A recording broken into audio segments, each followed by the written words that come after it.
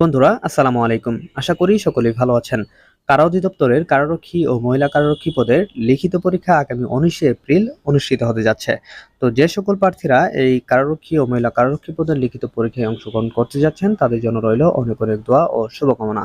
তো ইতিমধ্যেই কিন্তু আপনাদের ফোনে লিখিত পরীক্ষার এসএমএসটি প্রেরণ করা হয়েছে। তো আপনারা ইতিমধ্যেই কিন্তু সকলেই আপনাদের অ্যাডমিট কার্ডটিও ডাউনলোড করে ফেলেছেন।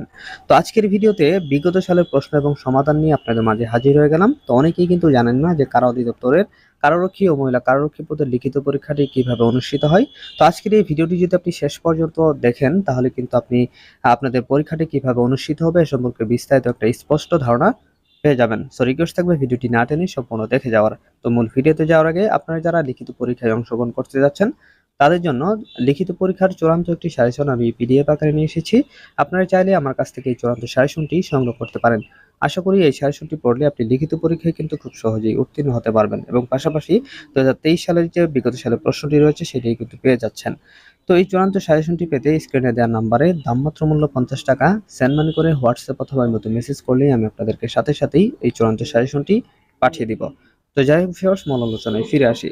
বন্ধুরা, আপনারা এখানে স্ক্রিনে দেখতে পাচ্ছেন 2023 সালে অনুষ্ঠিত সেই কারারক্ষী ও মহিলা কারারক্ষী পদের লিখিত পরীক্ষার প্রশ্নটি।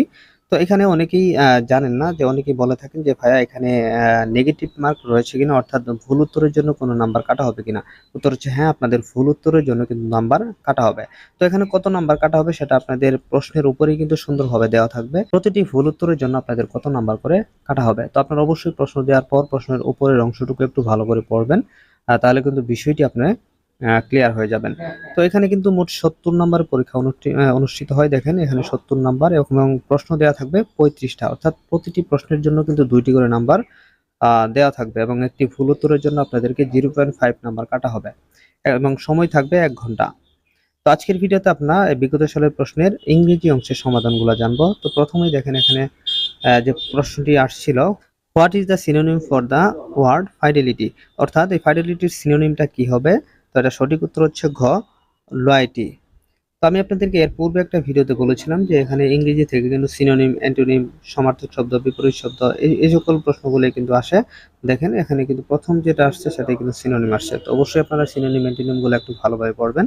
তারপর হচ্ছে দ্য ওয়ার্ড অ্যাকুমেন মিনস, অর্থাৎ অ্যাকুমেনের এখানে অর্থ কী হবে, শব্দ কী হবে। এখানে সঠিক উত্তর হচ্ছে ঘ, কুইক আন্ডারস্ট্যান্ডিং অ্যাবিলিটি।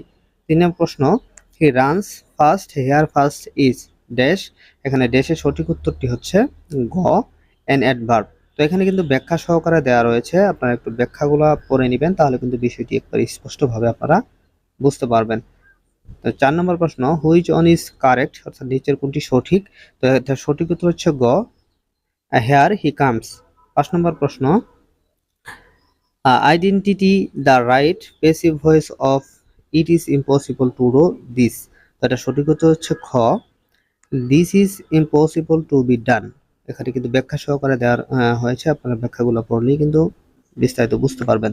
6 নম্বর প্রশ্ন, the man was charge dash deft. সঠিক উত্তর হচ্ছে ক, উইথ।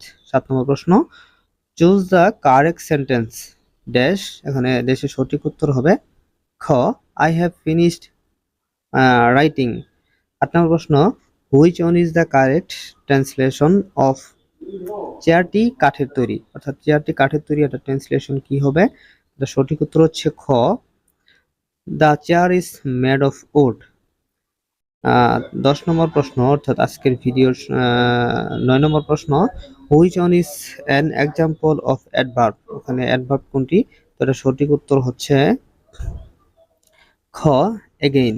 10 নম্বর প্রশ্ন, অর্থাৎ আজকের ভিডিওর সর্বশেষ প্রশ্ন, who is not a romantic port. সঠিক উত্তর হচ্ছে ঘ, টি এস এলিট।